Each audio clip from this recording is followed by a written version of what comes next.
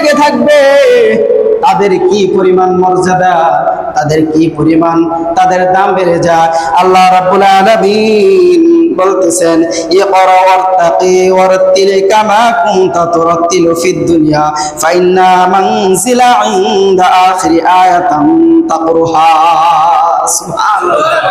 যারা কিনা এই কোরআনকে পড়ছে, কোরআনকে বুঝেছে, কোরআনকে যারা মেনে চলে, কোরআনকে যারা তারতিল সহকারে পড়ে, আমার আল্লাহ রাব্বুল আলামিন বলতেছে, তোমরা দুনিয়ার বুকে যেমন ভাবে কোরআনকে তারতিল ভাবে সুন্দরভাবে গুছায়া আলোচনা করেছো, তেলাওয়াত করেছো, আমি আল্লাহ রাব্বুল আলামিন বলে দিলাম তোমাদেরকে এই কোরআনের সাথে সম্পর্ক রাখার কারণে, কোরআনের মর্যাদা বাড়াইয়ার কারণে তুমি যা কোরআনকে তেলাওয়াত করবা, আমি আল্লাহ রাব্বুল আলামিন জান্নাতের সিঁড়ির মধ্যে দাঁড় করায় দিব।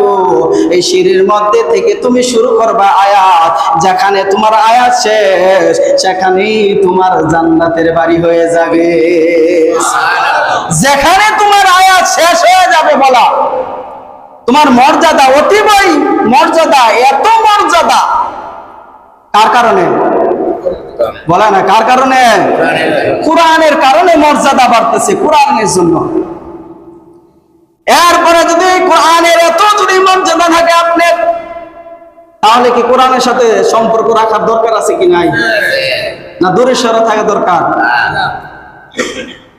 কোরআনের হাফেজ হয় কেউ, কোরআনের হাফেজ হয়ে যায়, আবার কেউ 10 সূরার হাফেজ হয়, কিন্তু কোরআনের ভিতরে যে সূরা আপনি মুখস্থ করেছেন ওই সূরারই আপনি হাফেজ হয়ে গেছেন। সূরা ফাতিহা পড়ছেন, সূরা ফাতিহার হাফেজ হয়েছেন আপনি।